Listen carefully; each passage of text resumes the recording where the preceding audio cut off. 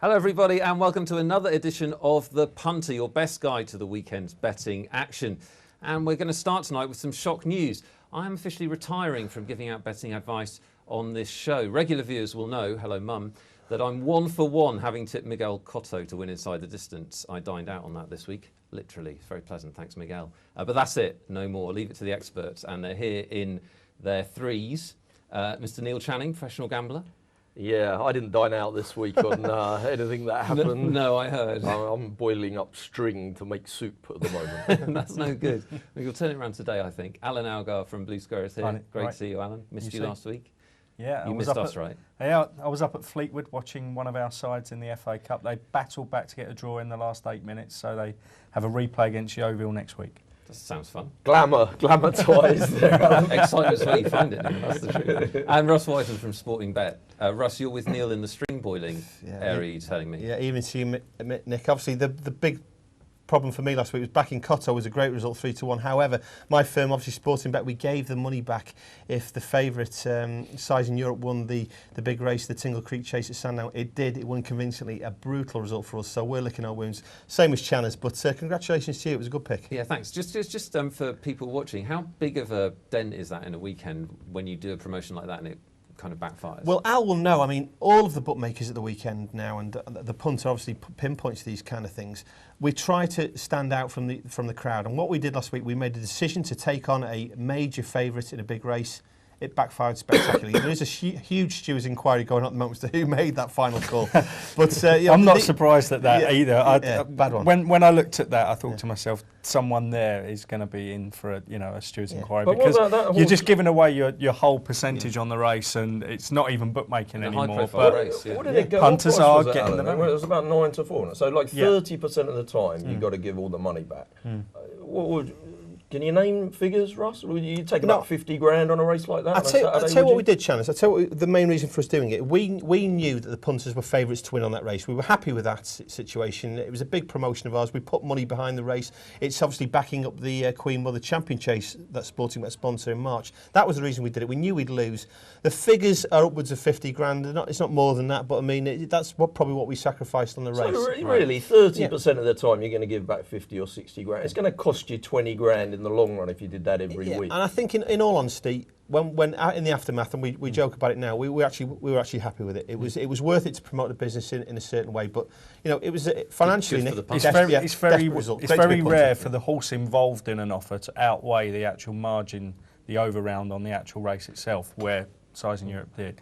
And I just think now that Saturdays are probably being used.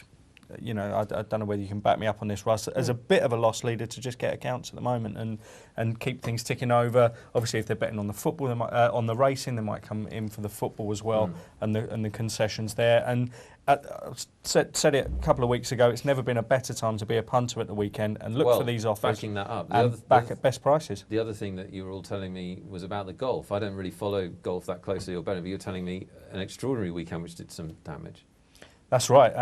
The McIlroy, Westwood and Tiger Woods all winning at the weekend. And as Russ pointed out just before we came on air, Calcavecchia was favourite for the Seniors Tour and he won as well.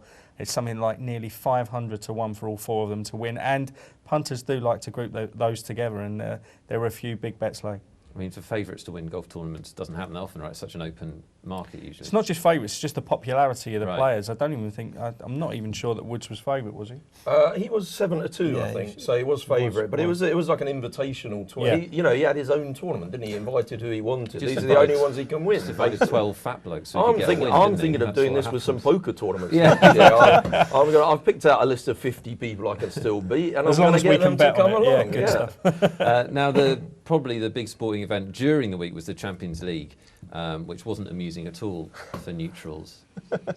The Manchester clubs are out. What effect does that have for him? What effect did it have in the bet? Few bets have gone down, presumably. Yeah, I think at the start when the groups were drawn, Manchester United were through all the lines for group winner. So obviously that was in trouble anyway, regardless of the result in midweek. And I actually think, a couple of comments in midweek saying that Manchester United being out might affect turnover. We still want 4 English teams to be in this tournament for as long as possible to carry over the interest. You get the live games week in, week out. Now it's just Arsenal and Chelsea. And here's the odds for the remaining teams. Yeah, Chelsea 10 to 1, Arsenal 16 to 1. I'm not sure how long either of those two will last, depending on the draw.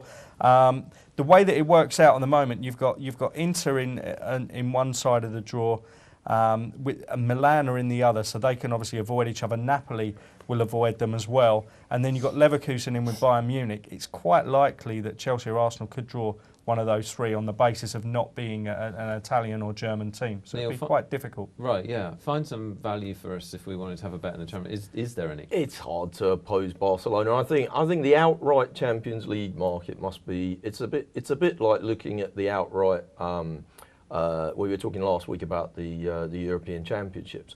I mean, it's very overanalyzed. There's millions and millions of column inches devoted to this.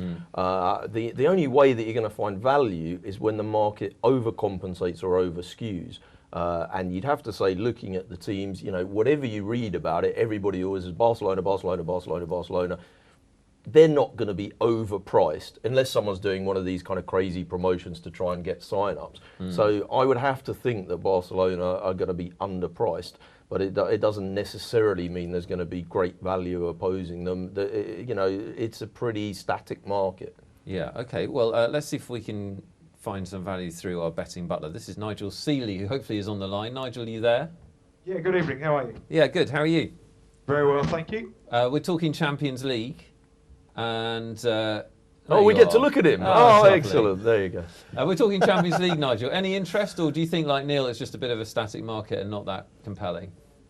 Well, I think it's dominated by the top two, and rightly so. I think Barcelona, obviously, the team with the pedigree, and the team we've got all played the football. But I think the market is now shifting towards Real Madrid in Spain. I think they're a side that look probably, at the moment, probably the better team, and I think you should be gauging the Champions League market on the match this weekend between the two sides. So I can't really see past the front two. I was looking for any value each way. Depending on the draw, I think Bayern Munich possibly could be one. I don't fancy any of the English sides. I think they're in trouble. Arsenal and Chelsea, I think they could be in trouble with the draw. I don't think they've progressed to the semi-finals. So really, for me, I just think it's between the front two, and maybe if you give us some each way value, Bayern Munich. But apart from that, I can't see any surprises. Okay, well, we'll perhaps revisit it when the draw comes out. Just because it's humorous, let's talk Europa League. The two Manchester clubs dominating it. Maybe there's some value there if they're perhaps not going to play their first choice teams. Yeah, maybe. I mean, you look at all the other sides in the competition. I feel sorry for the teams like Stoke, who have taken this competition really seriously.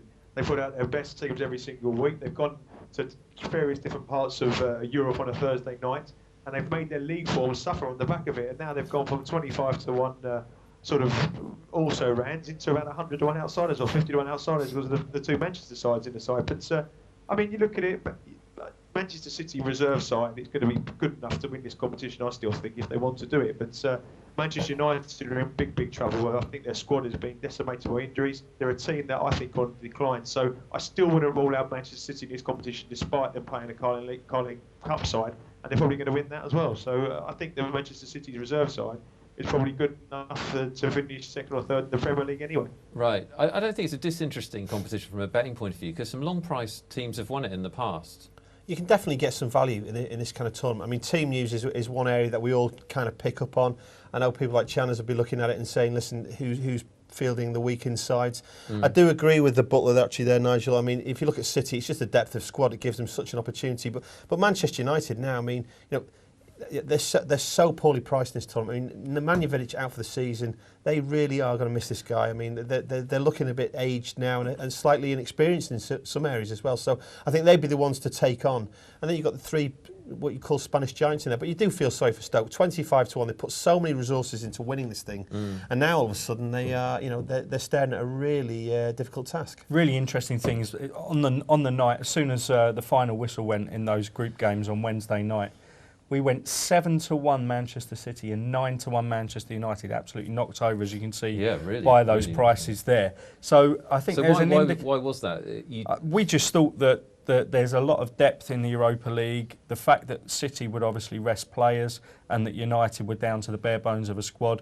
We thought that those two were fair prices in cup competition that neither of them will take that seriously, but the punters think they will because we were knocked down to those two prices you see on the screen now.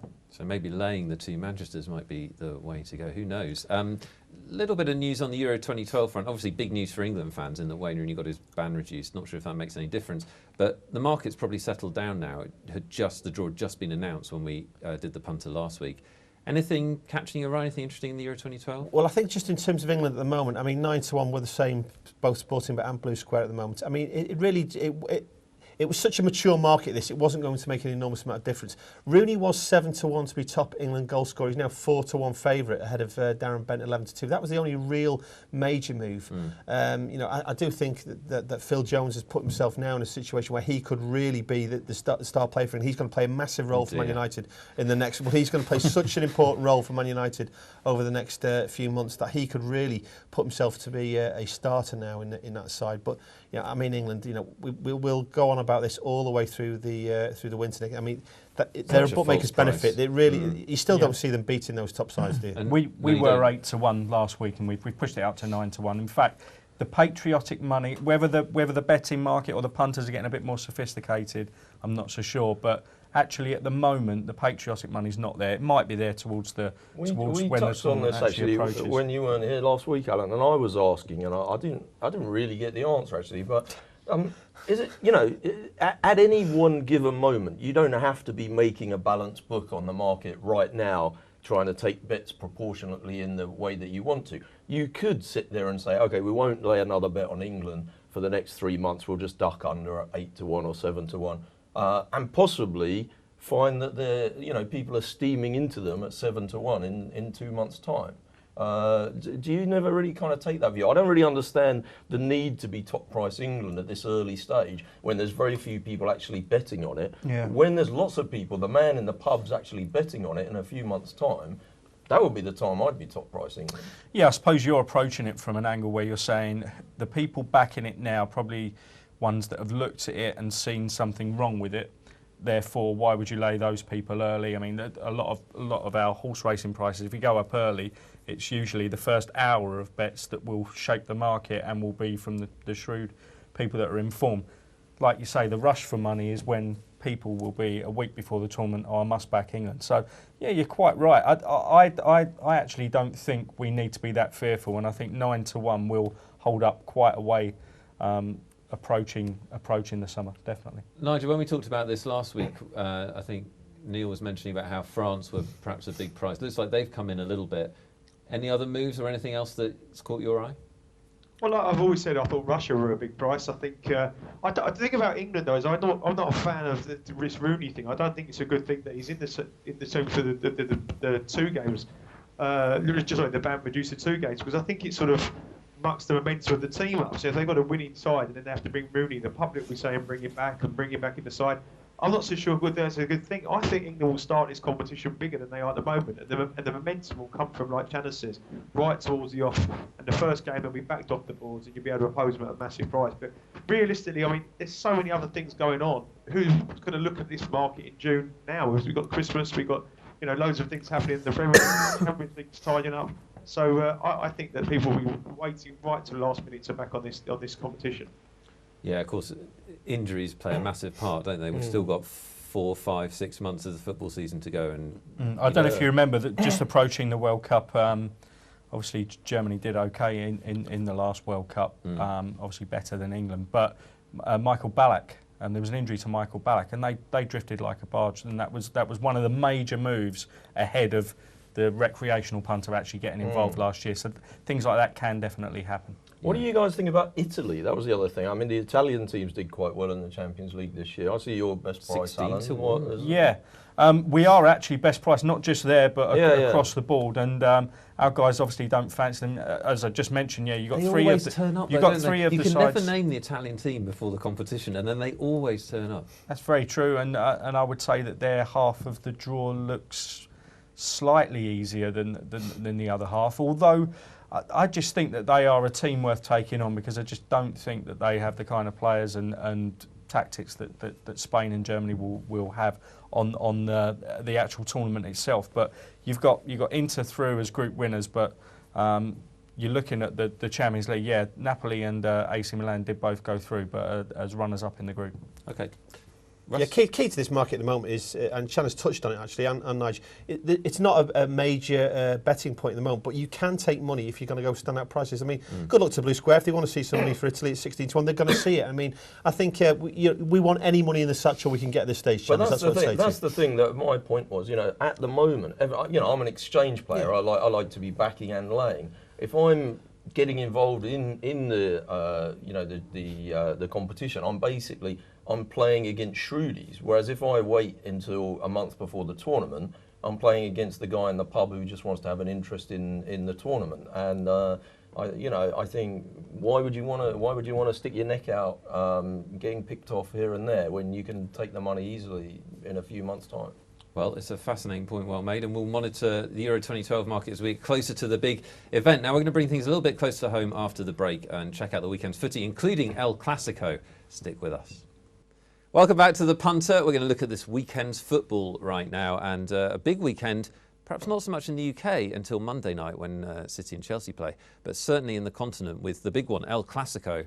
Chaps, is this a big market for you guys? Absolutely huge, this, Nick. Is it? No question about it. I think it applies to all firms. This is probably, in terms of pure turnover, the biggest game of the weekend. And you can even include a lot of the Premier League games in that. So it's amazing how it's changed. Like 10 years ago, you would have never thought, you would never have thought that. I mean, the coverage now is just spectacular on this. But, we're talking about the two best teams. Already the two chaps here have already pinpointed the fact that Real and Barca, clear favourites for Champions League. The fact they're playing each other in their own domestic league gives you an idea of how tight it is. I mean, you see our firm's prices there. It's pretty much universal across the board. This is a global financial market, Nick. This is not something that you just punt on. It's that big a market. You may as well be dealing in BP shares. But this is such a big market. But the level of bets that you're going to see, level of activity is huge. And traditionally there've been a lot of goals in these games, but this time I think people erring on the side of a more bearish game, to tell you the truth. Really? That's interesting. Yeah, I mean, this game finished 1-1 last year. Barcelona away from home, they've only won 2 of 6 in La Liga.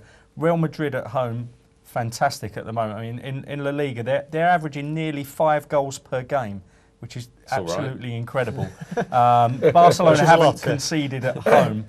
Now, obviously, they don't face the likes of Barcelona each weekend. I think they'll be quite happy with a point. The way that the league stands at the moment, they're 3 points ahead with a game in hand. And I could fancy another draw here, and I think Mourinho is a master tactician that can make a draw happen against a Barca team that need to come and win at the Bernabeu. He is definitely better at tactics than shaving adverts. Those are not good. Neil, find us something to bet on in this game, because well, you saying about how big a game it is. I can gauge it from just playing poker. If I'm playing poker and there's a bunch of TV screens around and they're showing the Europa League, people don't even look up. But if this match is on, there won't be a single person in the game that hasn't got a bet on the match. And they'll all be talking about betting on the match for 2 hours before it starts. This is as big as any kind of mid-table Premiership clash. I like the draw in this game. I played. I had quite a decent bet actually in the what do they call it? The Super Cup in Spain. King's Cup, is it? Oh, right at the start of the season they played it. They're kind of charity shield kind of thing. Yeah, and I must admit I fancied Madrid in that game, and home here. But I don't know. They're like Man United for me, Barcelona. I always do my money laying them, and I just. They do win a lot of football matches. Yeah. I know, it kills me. It's terrible. I don't know why I keep opposing them. Where will you be on this one? Well, I think there's becoming a change in the guard over in Spain at the moment. I think Real Madrid are probably on a par, if not better, at this present time than Barcelona. So zing! I think the prices, I would be going with Real Madrid because I think 6-4 around that kind of price at home, I think they are the better side. I think Barcelona have lost games this season that you would not expect them to lose in the past. I think they're going for the Champions League. Pep Guardiola's a fantastic squad, and on the game they're brilliant. But I think it's very dangerous for Real Madrid to go and defend and get a draw or go for a draw, because Barcelona can attack and break them down. So they've got to take the game to it. Now, this is probably the first time Chan has ever heard me say this, but I fancy goals in this game. No, Nigel, please remember, no goals in December. Where has that gone? They're bringing it out on this one, I'll tell you, because it's a dangerous game to go for a draw with Barcelona because they only know one way to play football. and that's attack. And Real Madrid, if they go into any tactics with them, they'll find themselves in trouble. But their confidence is so high, and they've got goals all through that team as well. 5 at home. Anyway, I think you're going to be a very brave man to sell the goals or go short of goals in this match. I think there's lots of goals. Fascinating stuff. Take us into the Premier League, Nigel. The biggest game of the weekend actually isn't on the weekend, is it? It's Monday night, Chelsea-Man City. Well, this is another one. It's a very, very difficult one. And I think the part for me is how the manager of Manchester City plays the game. I mean, we had a chat this morning in the office, and some people were going to say they're going to go and attack and try to get the point. I disagree with that. I think he's going to go there quite defensive. And I think if he does that, I can see this one being a draw. Or I think that Manchester City might even get turned over because, Chelsea have got a great record against them. I think they've only lost 1 in the last 13 matches. And if Manchester City look at this match and say, OK, we take a point from this, we're going a little step closer to winning the Premier League title, and they'll look at this game and say, let's avoid defeat. And I think if he does that, team loses at the essence of this match. If he goes with 5 in midfield or holding midfield players, I could see Chelsea nicking something. But if he goes very gun-ho and attack-minded, which some of the boys in the office think he could do, then I think their attack is much stronger than aging and a very weak, leaky Chelsea's defence. That would be the biggest price Man City have been this season, wouldn't it? Or Man United. Man United away, I think they were probably around that mark. I think I'm just a little bit I surprised. I actually think they were 2-1 in places when they played at Old Trafford earlier in the season. You've only got to look at their goal difference. Their goal difference is plus 35. If you give Chelsea, Tottenham's and Arsenal's goal difference on top, it only makes plus 34. So they are the team that are scoring lots of goals. Although I still agree with the fact that team news is key and they could come for a draw. Yeah, I don't want to correct that actually, but they were much bigger price than that. They were really big price at Old Trafford. They were 3-1. You could get actually that day. Really? They were huge that day. But who would have thought that was in the middle of United's best ever run, wasn't it? At home? So they hadn't lost for such a long time. But this game here, I mean, for Chelsea, huge game because obviously he's kind of just mended a few bridges, hasn't he, in the last couple of weeks for AVB. Great win against Newcastle, gets them through in the Champions League. They've got some sort of chance now to build in their season. I know we're trying to keep them on side, but the Butler made a good point there. I do think it's about City's mentality and their behaviour in the game, their team use. And do you think so? Team use is important. Do you think it's a big in-play game as well? Definitely. I think if you see them playing this holding defensive mode in the game, City, I think the draw and Chelsea become real runners. But Channers will probably have a better. I've got a view here actually, because we were talking last week about this game, Chelsea away at Newcastle, and we were sort of saying Newcastle, got a bit of a squeak, and they're, maybe their position in the table hasn't flattered them, and possibly they are the real deal. And Chelsea, we were talking about them as a team in crisis. If we'd have priced up this game prior to last week, I think the prices would have been the other way around. Yeah. So, I didn't see that much in the Chelsea-Newcastle game to see that they've suddenly turned everything around. I think I think it's quite a lot closer than this. The other interesting point there is that compliment to Newcastle last week that they are not in a false position was based on the fact that they got a result at Old Trafford. Yeah. And if you reverse that form by saying, obviously, that Man City in comparative form to Manchester United, well, that's an excellent point. I think you're dead right. The way that I'm going to oppose them, I'll tell you, I don't want to ruin my market, but I'm going to be laying Chelsea to be winning at half-time. That's my lay on Betfair. I think I'll do that throughout in running. I just fancy it'll be tentative, nervous stuff early. It's such a big game, and I think Chelsea are underpriced generally for the game. We should move on a little bit. The Premier League generally is not the most exciting weekend. And also, there's not that many televised games, a lot of Saturday 3 o'clock kickoffs. Does that affect the volume of betting you'll see? Well, we touched on this last week about the evening kickoff and how the money will roll up. I do think this weekend is going to be a quieter event. We'll touch on the racing later on, but it's not really a massive sporting weekend, obviously building up to the Christmas period. But these 3 o'clock kickoffs, it can catch punters out, actually, and the wave of games all coming together. I don't think we'll see a huge amount of money, especially with El Clasico, as you've already mentioned before. Well, it was another big week last week, wasn't it? All the jollies won. That's right. Last weekend. Liverpool got beat, but that was on Monday, so they wouldn't have been in a lot of the action. There was a stack of money still running up to them. Should have listened to my Lucas Laver intelligence. Stoke Tottenham is the TV game, Nigel, on Sunday. Yeah, I can't believe the price I'm seeing for this match. I mean, I think Stoke can be back just under 3-1. I know Tottenham are in some fantastic form at the moment. Now the team of the Punter favourites, but Stoke at home at 3-1. I just can't believe it. I know Tottenham are playing well, but sorry, Nigel, we just got some technical problems with you. We can't quite pick up, so we'll try and come back to you later. I think the gist of what he's saying is that Stoke are a big price. Well, I'm 100% with the Butler on this. I think Nigel's spot on. I think Spurs have actually just been creeping across the line in a few of these away games. They haven't really been doing it in style. I know their record at the moment, you'd say it was absolutely dominant. I did a huge night in midweek with Kyle Walker, and you can see that they're all getting on very well. But it's the home form that's really good. I still maintain, if you saw that Fulham game where they won 3-1, they were clearly second best that day, even though they won 3-1. They're going to have to go. It was a very strange result, that one. I think if they're going to go away to someone like Stoke and do the business and do it in style, I think good luck to them. But I think, I mean, again, Al's firm a little bit bigger than mine, but you'd be delighted to take them on at 21-20. And a pro like Channers, I'd have thought, Channers, you'd be happy to lay that kind of bet, wouldn't you? Think. Well, I'm a bit of an Arsenal fan, so I'm always looking to oppose Tottenham. But how can they be even money away from home? That's ridiculous. Yeah, no, I think Stoke are a fair price there. Yeah. So why are they? Sorry, just very quickly, why are they that price? Momentum and run. I mean, Al will know about this as much as I would. I mean, it's simply a point of view, Nick, where you've got a team here who want just a blistering run of form. They're doing the business week in, week out for punters. I mean, if you're a guy who's been having your score or 30 quid on Spurs every week, I mean, they are absolutely. They're doing the business for you. So why would you want to let them go now? To put it another way, if you're that guy and you've been ticking off Manchester United, Man City, Chelsea and Arsenal to be winning, you are including Tottenham in those bets, those kind of bets at the moment. And obviously last week that's where you would have got your money, as long as you left out Liverpool on the Monday night. Exactly. How about a bit of Arsenal-Everton next? Everton have a little bit of resurgence in form. Anybody going to be taking them in the Emirates? Well, I know that we are best price Everton. I'm an Arsenal fan. Our actual Premier League compiler, he's an Arsenal fan as well. We often fall out about prices. He's an optimistic Arsenal fan. I'm a pessimistic one.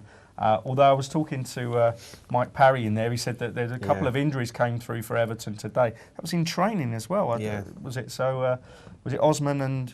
Yeah, and Fellaini's out as well. I mean, so to back you up as well, I honestly do think that if I had the choice to change the price now, I'd like to be like the sporting bet price, be more like Blue Squares. I think that's the way it's going to go this game, and no doubt the Butler will say that 8-15 is a great price. See, as well. the thing is, we were actually 6-1 before we knew of those injuries, so I wouldn't say it was any particular insight, but it's mainly our guy saying that we want to be with the short price teams. We don't want to be hit by another lot of accumulators, but I do think it's an absolute myth that Arsenal are now on a good run and all the early season problems are over. I cannot have that at all. I really think that they've been limping home in games, and the only standout result amongst those results was the beating of Chelsea at Stamford Bridge.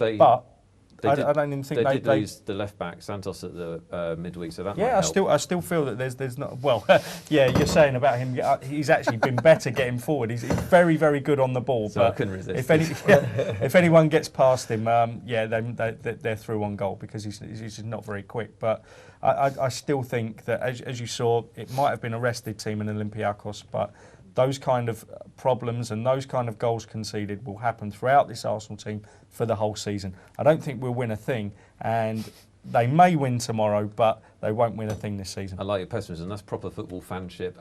Just before we go to the break, let's have a look at Man United Wolves and see just how short Man United are.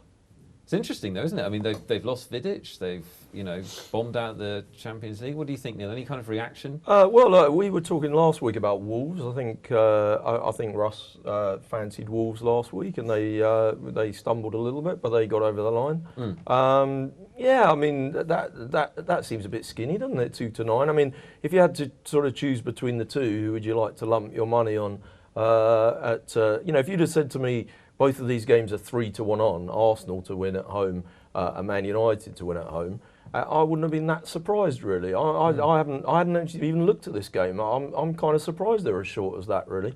I'm not saying Wolves are going to win necessarily. It might be one for my little bet that I quite like again of laying Man U to be winning at half time. I might try and do that, which will be based on a 5. And they're creeping over the line, aren't they? A lot of 1-0 games at the moment. The only thing I would say about Wolves being quite heavily involved with the club is that they are very good at selecting the games that they put their resources they wanna into. try They want it. to try it, Yeah, and that's yeah. actually a tactic a lot of teams are using. At the A minute. couple of They're years very ago, good at that, wasn't yeah. it? Wasn't it this particular fixture where Mick got himself he in just trouble. picked his, Actually. I'd never quite bought that. Why couldn't you play it? Sorry, Alan, we're going to have to go to a break, but we'll pick it up afterwards. We're going to look at some other sports as well. The big horse racing of the weekend, the Amir Khan fight, and some NFL for you. Check it out. Welcome back to the Punter. We've done a bit of football, and now we're going to do a bit of horse racing. Not a massive weekend in horse racing, but there'll still be a lot of money bet, of course. The big race is at Cheltenham. Quite a nice handicap. Great handicap, really good betting heat. First 4 places at the moment, Nick. So 16 runners, you'll get paid a quarter the odds, those first 4.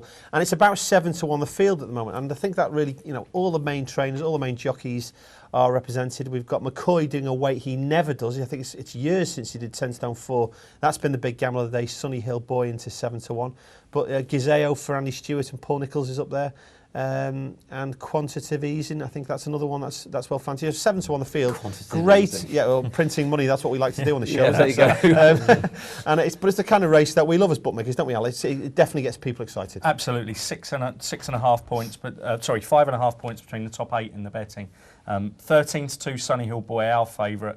That is best price, but that's basically off the back of Tony McCoy choosing this one. You look down the list of the trainers to have won this in the last 8 years: Nichols, Pipe, O'Neill, Mead, Hobbs, Henderson. You need to be looking for the top stables. The top stables are well represented at the head of the market. Although I do like Victor Dartnell's Redoudeville. Hope I've pronounced that right. You've been name seduced there. Yeah, I have indeed. It's very lightly race chaser, but I actually feel it's well weighted and was around 14 to 1 this morning. I can't say that it's my money that's moved it into 9 to 1. I think Eddie the Shoe tipped it up in the Racing Post today. So, that's good enough for me. And I think Eddie's an excellent judge. He is a great judge. So I hadn't actually seen that, but So is that like to move more? no, that's definitely the move. That's probably the reason for the move. I think. Yeah. Nigel, you got an opinion on the big handicap? No, I haven't. But on the plus side, we can it's hear not you. my sport, as Channers will tell you, but I mean, everything that we do in our office happens on the day. So really, tomorrow things could change. The weather forecast is not so good. So I'll be looking at tomorrow to see who's putting their money and having a few bets tomorrow afternoon. And Neil, not a massive horse racing weekend, but anything caught your eye? Well, it's a bit disappointing, really, Nick. To be honest, I sort of woke up this morning thinking, it's Cheltenham, brilliant, going by the Racing Post, and I think cross-country race on TV. The cross-country race was on TV. They went the wrong direction. Let's just hope that has put paid to that ever being on terrestrial television again. It should be the 6th race, 7th race, or first. They were talking about watering the course and the drought. Not too many runners in some of the races. The favourite one, I think 4 of the races at Cheltenham. The fields tomorrow a little bit. Apart from that one, big race that you talked about with Sunny Hill Boy, a little bit disappointing. 1 or 2 of the fields. Well, you got a couple of the hurdle races. You got the Triumph Trial and the Albert Bartlett Trial. There's actually one from Paul Nicholls. And again, why am I picking these ones that I can't pronounce? But Derek Ray, if my Irish is right. Nicely done. And I actually think I've seen some 7 to 4 about. I'm not sure that's going to last, but incredible speed figure from Hurdle's debut, and only five in the race against it, and I think that could be the one. The 155. I ruled out the 5-runner race, no each way, but I did the one horse I backed last year that I went to war with at Aintree, Grandouet, is running tomorrow, I think, in the Albert Bartlett race, and I must admit, I do quite fancy that tomorrow. It's the second favourite to the one I've just put up. So I do quite fancy that one. So I don't know, maybe I'll have to leave Grandaway's about 11 to 4. I'll be tuning the third in that race. What's the problem? Have a little match bet, seriously. We'll jump off the racing now. Just quickly onto boxing. Amir Khan has a big fight in Vegas. Is that going to attract a lot of money? I think it's going to be doubtful, actually, in terms of big money, just because he's such a prohibitive favourite, around about 16 on in some places. I know we're painfully short. You can get about 3 to 1 him to win in the first 6 rounds, but the Peterson, the guy's fighting, is fairly durable, but he's a full level below Amir Khan. I mean, one thing we spoke off, didn't we, Nick? He's pretty reliable these days, Amir Khan. Since he got sparked out in the first round by Brady's Prescott. I mean, since then he was really saying that actually. He enjoyed it at the time. I know you're joking, Neil, but he has actually said that in a lot of the interviews today. He said that he's had to win the respect back of the British fight fans, and that's why it's 12 to 1 on. that he wins the race. Now, I know we're going to speak about X Factor later. Sure. And I hope so. And I know that the contestants in there like to say they've been on a journey. Well, Lamont Peterson, if you read his backstory, he's been on a journey and a half, being left at a bus shelter with his brother when he was about 6 months old, and then has grown up on the streets and then gone to fight here. He will still lose, but he's been on one hell of a journey. But 15-2 about a guy fighting on his home patch with home fans in Washington, he must have a chance. Isn't he a world title holder? One of the 15. The thing, yeah. the one time he went into world class, he was soundly beaten. It was the one beating he had, and the guy who beat him is not in Amir Khan's class. I mean, Amir Khan's got bigger and better things to worry about, and I don't think this guy's got that kind of one punch power that Prescott had, who knocked him out previously. Yeah. That'll do on that, I think. We'll jump on now, because Neil, I want to talk to you in the time we have left in this part about the NFL. Oh, excellent. Yeah, yes. because did I give you another loser last week? I think you did. You're pretty reliable on that score. Yeah, pretty good. Unlucky. But I love the NFL as a fan, as a sporting fan, but also for betting. So why don't you tell us why you like it for betting? Well, because it's a sport where, first of all, they have parity in the league. That's the best thing about the NFL. If you're the worst team in the league, you get top of the draft next year. So you don't get dynasties. Well, you do get some kind of dynasties. The Patriots have done rather well in the last few years. Green Bay are kind of doing all right. But, the worst team can easily go and become the best team. And I think there was a movie called Any Given Sunday. Yeah. But basically, on any given Sunday, any team can beat any team. Last week in the NFL, we had the Patriots against the Colts. 20-point favourites the Patriots were against the Colts. That's as big as I've seen for some time. I think there's been 5 bigger favourites in the history of the NFL. And the Colts kept them to 7 points. So, obviously they still lost the game, but a lot of people were saying before that game, 20 points, it's a gift, these people, the Colts are terrible, they'll rack up a cricket score. And it doesn't work out like that. And the way the game works, people do rest players in the last quarter, the 2-minute warning at the end, you get the fast offence, people going with a hurry-up offence and whatever. People score very quickly at the end. If you've had a bet on the spread, you're always in with a chance right up till the end. Well, let's just give you an overview of the NFL market at the moment. Look at the odds to win the Super Bowl this year. I haven't looked at these for a while, but I imagine Green Bay is still prohibitively priced. They are. Yeah, very, very short. 13-8, then 4-1. That is very short in a league with parity, isn't it? Well, I mean, we're a long way down that. At the start of the season, obviously, you don't get many very short price favourites at the start of the NFL season to win the Super Bowl. So to back up what Neil said.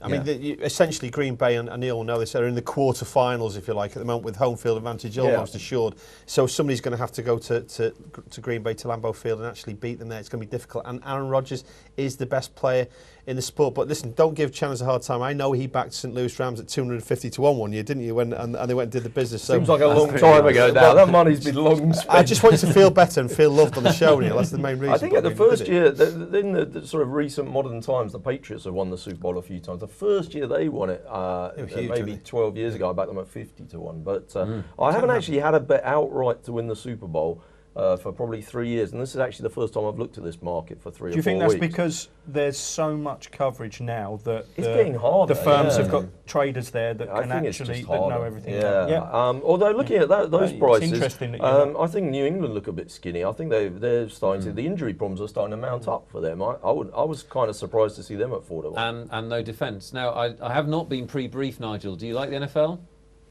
I do, yeah, unless I'm trading it with Channers some nights on a Sunday where we've gone short with shirt numbers and 99 runs in and all those kind of days. But yeah, I actually do. It took me about 3 years to learn the rules until Channers sat me down one evening and told me. Still don't think I got the idea of it. There are basic, simple betting rules, Nigel. You don't need to worry about the rules of the game. Neil, you still hasn't picked up those. You've made a couple of bets in the last couple of weeks. They haven't won, but that's not really what I'm interested in. What I'm interested in is you like a particular kind of bet, don't you? Like home teams that are generally getting points, right? Yeah, I picked a couple actually this week to look out for. I thought Tennessee are a good one to be with. They're playing New Orleans. I think I quite like under the total in the game as well. It's a 48-point game. The Saints are, although they're doing quite well and scoring lots of points, they scored 80 points the last 2 weeks, both times on national television.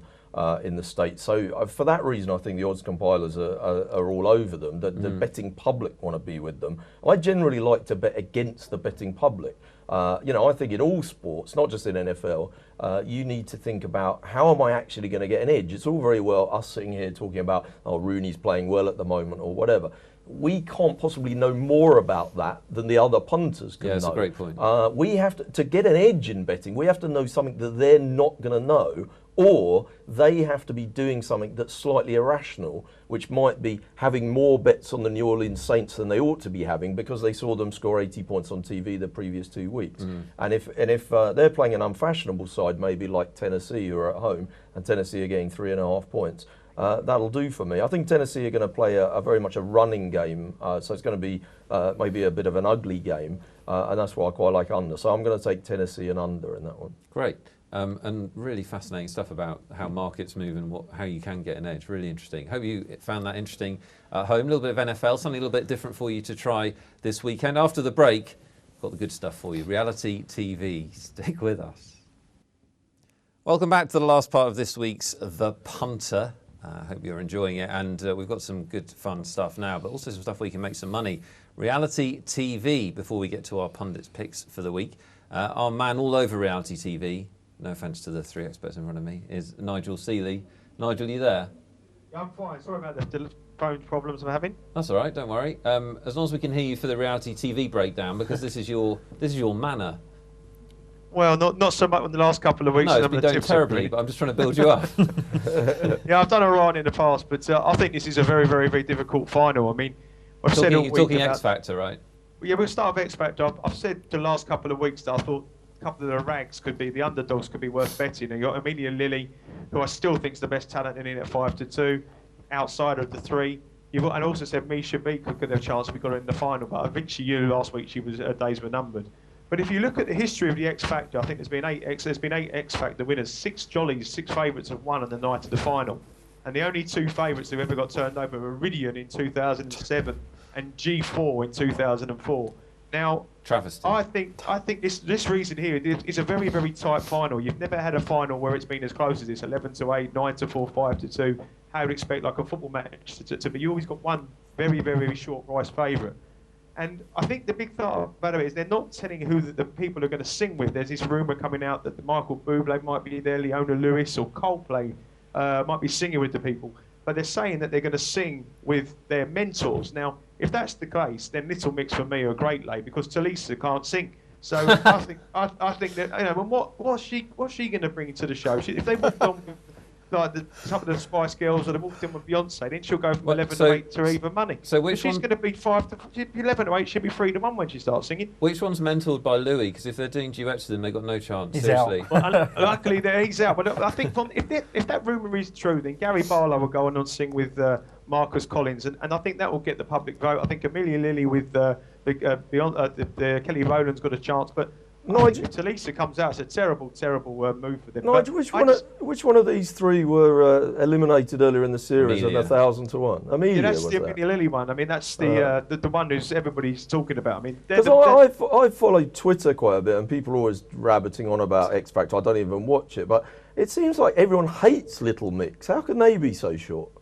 Well, I don't know. I mean, that's the thing I don't understand. I think that the whole show has been built around trying to get a group to win it, and I think the public have been sucked into this, but they're not very good. I mean, if you can go down talent contests around the country on the karaoke bars and see 4 girls having a few drinks for Christmas singing better than them 3. There's no chance of Coldplay getting voted in at the last minute, and we can land a little coup at 1,000-1, is there? Well, I think, you haven't heard them for recently, Channers, and they wouldn't win it, mate. I would say I don't think the hardcore Little Mix voting audience is on your Twitter feed. And if they are, I'd be very worried. Seriously. Nigel, we've got a spin on. Take us on to one of the other ones, Strictly, or how about Strictly? Well, Jason Donovan's still going to win it. Now the guy from McFly who's trying to beat, emulate what Dougie did last week, and I'm a Celebrity. He's the 1-2 favourite, but that's one favourite that I'll be a layer all day long at 2-1. I think he's too short, and I think that people might get fed up of seeing the McFly boys winning reality TV shows. I still said it all the week, but he gets bigger and bigger and bigger. I think Jason Donovan at 11-1 is a I'm doing my brains in, Nigel. Every week I go home and have more money on Jason Donovan. What are you trying to do? Average out, Channers. You've done that before, haven't you? You can keep averaging out. There's nothing wrong with that. Listen, he'll come good. 11-1, we'll get on with trade. It'll be short of 11-1. He's 1 week away from going single figures against. Why is he drifting? I haven't watched the show. What's going wrong? Well, he hasn't been dancing to the best of his capabilities. I mean, he hasn't been scored very well by the judges. He's always makes a couple of fundamental errors. But I still think his fan base is there, and I think if he has one good week, he'll half in price. I think that also the favourite has got better and better and better and better. But I just feel that two guys ringing two reality TV shows from the same band. And lo and behold, they've got a greatest hits album next week out. So I think it's a bit short, and I don't think the public will go for him. But I still think Jason Donovan. Chelsea Healy has been the one who's been backed all week, 14-1, now down to 7-2. But I don't think she's got the public vote. So for me, Jason Donovan still makes the most sense, the most attractive betting proposition at double-figure prices. Great stuff, Nigel. We're going to let you go, and we're also going to send you an upgraded headset. That's Kirsty. Thanks so much. Have a good week. Cheers, Take care. Cheers, guys. There goes the betting butler.